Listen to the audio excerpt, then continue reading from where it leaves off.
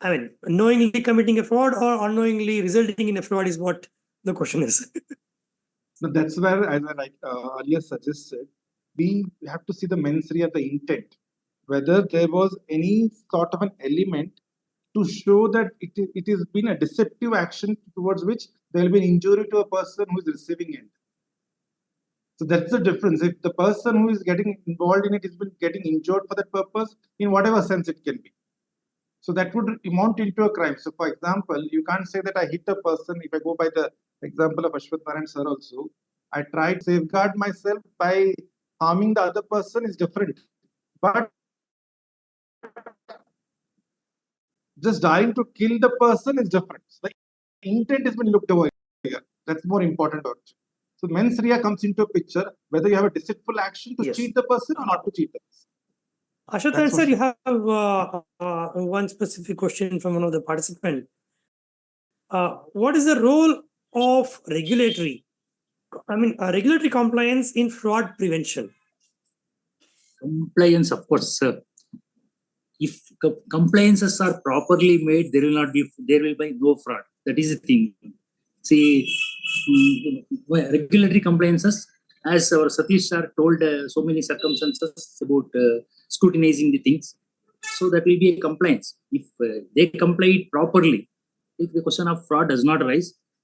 So we can prevent so many frauds with compliance of regulatories. Just one I want to add with Santosh Murthy's explanation about negligence and that intentional and non-intentional. If intentional, of course, mens rea is there. That's correct. If it is unintentional, we can say it has negligence. That fraud may come maybe from negligent act also, or overt like also that may be. Yeah. If there is no intention of crime behind anything, any act, whatever it may be, either fraud or whatever it may be. If there is no criminal intention or mens rea, then it will not be a crime. It may fall into other places. So, for example, we can see accident cases. There will be no mens rea. If mens rea is there, it will be a murder like that. Very true. Yes. So just to give a orientation of what mens rea is. Mens rea, dear participants, is a legal term. Okay, I would recommend you to go and check for yourself as to what mens rea is, because it's a essential element which must be there to say it was a planned activity. So that's what I can give you as a hint. Rest, because you are curious to know what the term is, I would recommend to go in deep to understand what mens rea is. Also, to just to add on my views on the role of regulatory compliances.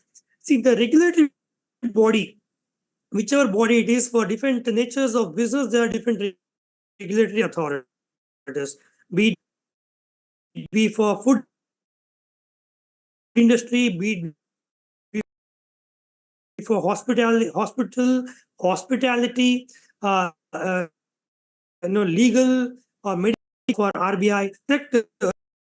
Has its own regulatory body, and the regulatory is meant to act on two things. One is certain procedures which has to be benchmarked as a minimum required standards, and also in the balance to make the organizations grow without compromising on the law of the land or the interest of the society. That is a critical role of the regulatory compliances. And definitely, because of the compliance what has been in place, anything which violates that compliances is termed as a fraud. Suppose I am supposed to be seeking the quotation of 3-4 different people as a compliance. I did only take one particular quotation. I made the order. That's a violation of the compliance. Now I can actually investigate that as a possible fraud. Why this was only taken as one particular quotation? That's a subject matter of investigation, but that's a red flag to start the fraud investigation. So in that sense, the regulatory compliances is very, very, it's a benchmark for any organization or any board to have its operation. Okay, we have one question. I'll take this question as a last question before we conclude our session for the day. And there's a participant, Chaya, who has asked the question: are there any courses for an experienced IT application development professionals who has experience in banking, health, insurance, domain? Professor, would you like to answer this question? Work, and therefore IT is very essential. And if you are already having some amount of experience in banking and health domains, I think that will definitely add value. This course will add value to your career and also your understanding of the knowledge of the risk management profession. That's number one. Number two is that if you're looking for any other course, yes, there are hundreds of courses outside in the market in the area of IT that you're free to learn and free to choose from those. But I believe that be a plus in not just improving your understanding, but also being very useful to the economy and very useful to the corporates and also governments and also to the investigative agencies. That's how I look at it. Thank you. Yes, Sharath sir, one last question, because I'm asking you this because it's a repeated question. I forgot to take up this question. Okay, what is the opportunity in government organization and also in non-government organization with regarding the risk mitigation and fraud investigation? So let me just tell you about government. Government as such, if you're going to enforcement agencies, there's no risk mitigation as such. It's actually a post-incident investigation only. So the scope for government investigation, career would be like you can choose different departments like CBI, then Enforcement Directorate, ED, then you have the police organizations, etc. But you'll have to come through a competitive exam. So at the entry level, there's a staff selection commission. At probably the senior officers level, there is a UPSC, that is through the civil service. You can opt for the Indian Police Service. So, and then there are the central police organizations also. So central police organization, even CBI is also a central police organization. But the other central police organization, all that is concerned with actually security. But if you're very keen on investigation, CBI, even Income Tax Department, we have an investigation wing, and then we have the GST also. So there's ample scope. But only thing is you have to come through indirect taxes, customs, like GST, customs, and all that. All that is indirect taxes. Correct. So if at all you have to come into the government field, you have to come through a competitive exam. There is no other way. And there's one more suggestion for all the participants here. If in case you want to work for any government organizations, either you get let me just add one more thing. There is an age of engineers are deputed on job to work at police department. So they're not direct employed by the police department. They are outsourced for the purpose of government work. So if you have a good intention to support the government, be a good professional, and probably government will come to you as a preference because you have that knowledge which can help the government, is what the end solution for associating for the government related activities is. So with this, dear participants, we have reached the final stage of our discussion. The whole discussion boiled down to, yes sir, you have to add something.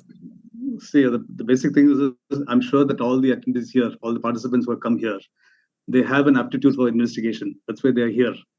If you are sure, you will do very well in the investigation field.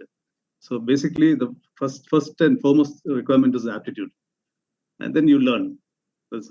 What I believe is that with the resource people like you on board as an advisor, that you're all set to guide them personally as to what attitude refers to and what are the different skill sets what they have to keep earning. So with the guidance of all the resource people here, is that we have started our the 2 years master's program in fraud investigations, dear participants. So this particular discussion was to make you realize as to what this domain of fraud investigation is and how is this relevant to the ongoing trend of our BFSI sector.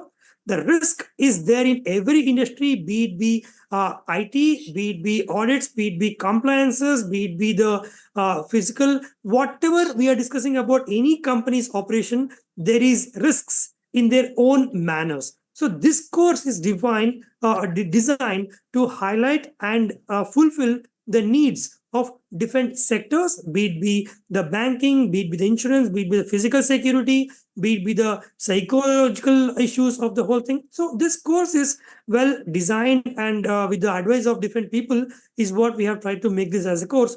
Dear participants, with this, I am concluding the discussion at this hour. Maybe you'll all be getting the invite to know more about our course, what we are offering for this particular intake for the July month. So you'll all be informed about the course information. So I believe this discussion has given you that basic information as to what this fraud investigation as a domain is concerned. And I thank all the resource people to share their a lot of experiences. I mean, to get to hear from these people, it's a collective number of years. If we calculate, it's around 200 to 300 years of experience is what we are trying to combine and present it to the participants here. So I thank all the resource people for your time and your patience and your openness to answer all these questions. Participants, I appreciate your interest to know more about this domain, and I'm sure that you will be keen